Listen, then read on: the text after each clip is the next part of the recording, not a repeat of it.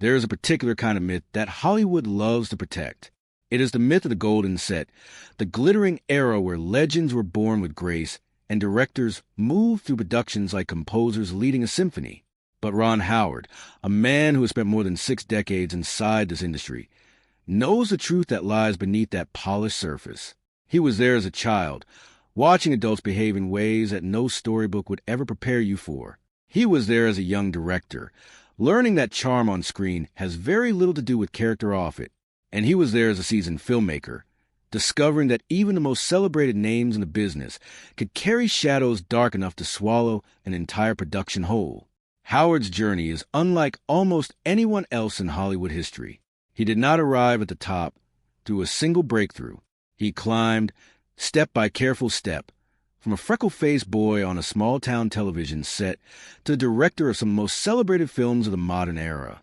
Along the way, he encountered personalities that tested every limit of his patience, his professionalism, and his sense of self. These were not simply difficult people. They were archetypes, each one representing a different kind of darkness that the entertainment industry breeds and, in many cases, rewards. This is the story of 6 encounters that shaped Ron Howard not just as a director, but as a man. To the American public of the 1960s, Frances Bavier was a symbol of everything safe and comforting. As Aunt Bee on the Andy Griffith Show, she embodied the kind of maternal warmth that viewers across the country welcomed into their living rooms every week. But for young Ronnie Howard, sharing a set with Bavier was his first and most disorienting lesson in the difference between performance and personality. Bavier was not a woman who laughed easily on set. She was not a woman who traded jokes with the crew or lingered after filming to share a meal. She was a classically trained stage actress from New York, and she carried that background like a shield, using it to maintain a distance from everyone around her. She believed, with a conviction that never softened, that she deserved more than a rural sitcom. She deserved the stage. She deserved serious dramatic roles. The fact that the world adored her as a small-town aunt in a black-and-white comedy felt to her like a sentence rather than a gift. For a child like Howard, this was profoundly confusing. He was surrounded by adults who were supposed to represent family, and yet one of the most central figures in that fictional family wanted nothing to do with the warmth the cameras demanded of her. Andy Griffith would laugh and improvise and make everyone feel welcome. Don Knotts would turn any quiet moment into a performance, and Bavier would sit, composed and untouchable, waiting for the scene to begin so she could deliver her lines and return to her carefully maintained isolation. Howard absorbed something from this experience that would follow him for the rest of his career. He learned that chemistry between performers is rarely natural. It is constructed, often under pressure, by people who may privately want nothing to do with one another. That knowledge gave him, as a director, the ability to engineer warmth between actors who shared no personal affection. Bavier taught him, without ever intending to, that performance is an act of will. Ron Howard was 5 years old when he encountered Yul Brynner on the set of the 1959 film The Journey. He was too young to fully understand what he was experiencing, but he was not too young to feel it. Brynner did not enter a room. He occupied it. Every gesture, every glance, every word was calibrated to remind everyone present of the hierarchy he stood at the top of. Brynner had built his identity around the image of absolute authority. His shaved head, his physical stillness, his booming voice were not just personal traits. They were instruments of dominance. He had played kings and conquerors on screen. And somewhere along the way, those characters had dissolved back into the man himself. He expected deference not as a preference, but as a requirement. For a small child from a modest background, whose father was a warm and gentle man, Brynner was something close to terrifying. Howard remembers watching seasoned crew members, men who had spent decades working on major productions, fall into a kind of nervous silence whenever Brynner was displeased. There were no arguments, no negotiations. When Brynner was unhappy, the entire atmosphere of the set shifted, as though the temperature had dropped several degrees without warning. What Howard took from this experience was not fear, but a very clear picture of what he never wanted to become. Years later, his own sets would become known for their openness, their collaborative spirit, and the genuine ease that performers felt working with him. That reputation was not accidental. It was in part a direct response to the model of leadership he first witnessed in Yul Brynner. He had seen what a director or a star could do with fear as a tool, and he had decided, even as a child, that it was a wrong tool entirely. By 1982, Ron Howard was no longer a child learning to read the room. He was a young director with his first major feature, Night Shift, and a cast that included Michael Keaton, Henry Winkler, and Shelley Long. Keaton moved through scenes with the spontaneous energy of someone who found comedy in everything.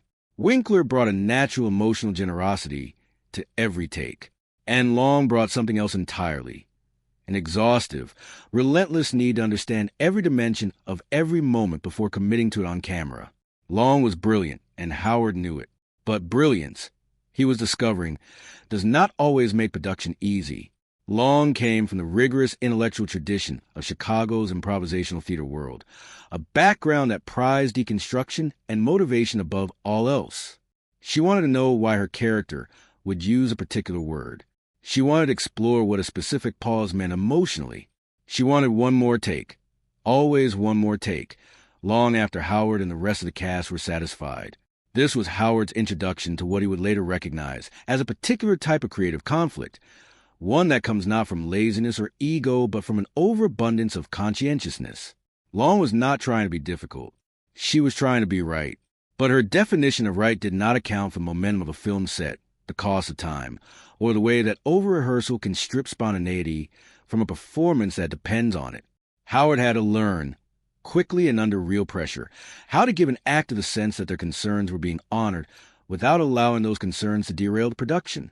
It was a balancing act that required him to become something more than a nice, collaborative filmmaker. It required him to become a clear and authoritative one. Long ultimately delivered a performance of genuine depth and vulnerability in Night Shift. But the process of getting there taught Howard that kindness alone is not a directing strategy. If Shelley Long's intensity was methodical and cerebral, Russell Crowe's was volcanic. When Howard cast Crowe in A Beautiful Mind, he was bringing one of the most gifted and most combustible actors of his generation into a project that required extraordinary precision and emotional depth. What followed was one of the most demanding professional relationships of Howard's career. Crowe did not simply prepare for a role. He inhabited it, and he expected the world around him to reconfigure itself to serve that inhabitation. He challenged Howard constantly, questioning decisions about dialogue, blocking, and the structure of scenes with intensity that could feel more like confrontation than conversation. There were long days of argument, stretches of silence, and moments where the gap between what Howard needed from the set and what Crowe needed from it felt impossible to bridge. The turning point came over a logistical dispute that most directors would have dismissed immediately. Crowe wanted to shoot the film in chronological order, a request that created enormous scheduling complications and cost implications. Howard initially resisted, but as Crowe laid out his reasoning, arguing that the psychological deterioration of John Nash could not be authentically conveyed by jumping across the timeline, Howard recognized something important. This was not ego. This was craft, applied with unusual ferocity. He agreed, and that agreement changed the film, and it changed their relationship. Howard emerged from the experience of working with Crowe with a deeper understanding of what it means to direct a performer who is as committed to the truth of a story as he is.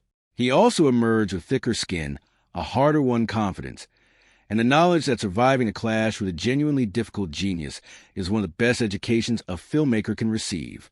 Not all of Howard's difficult encounters were battles of will or philosophy. Some were simply heartbreaking. Tom Sizemore, in his prime, was one of the most compelling screen presences of his generation. He had a rawness and a physicality that few actors could match. But by the time his path crossed consistently with Howard's world, Sizemore was deep in the grip of addiction, and the man who showed up on any given day bore little resemblance to the talent everyone had hired. Howard has spoken about this kind of friction with a different vocabulary than he uses for the others. There is no admiration mixed into it, no grudging respect for a difficult genius.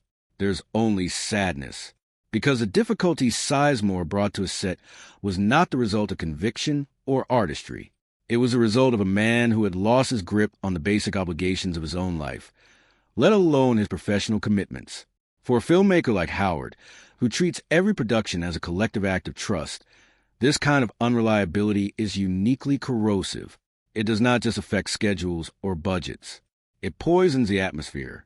Every member of the crew who arrives early, prepares carefully, and does their job with pride is diminished when one person at the center of the process simply does not show up in any meaningful sense of phrase.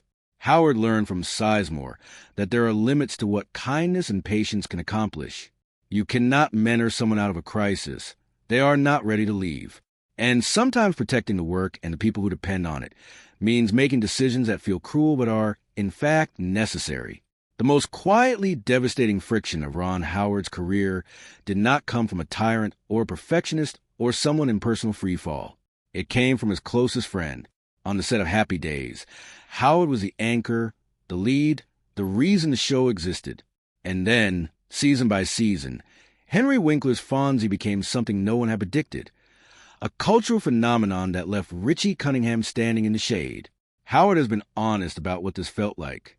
It hurt, not because he resented Winkler, whom he loved and loves now, but because the industry's response to Winkler's rise was to treat Howard as though he had become incidental.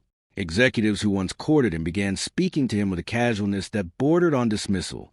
There was even serious discussion of renaming the show after the Fonzie character, a suggestion Howard found insulting enough to threaten his departure over. What makes this story remarkable is not the conflict itself, but the way Howard chose to respond to it. He did not allow resentment to poison his friendship with Winkler. He did not fight the audience for their affection. Instead, he looked at the situation with a clarity that was extraordinary for someone his age and recognized what was telling him. That if he wanted to build a career on his own terms, he needed to stop waiting for permission from people who no longer saw him clearly. That realization pushed him toward directing.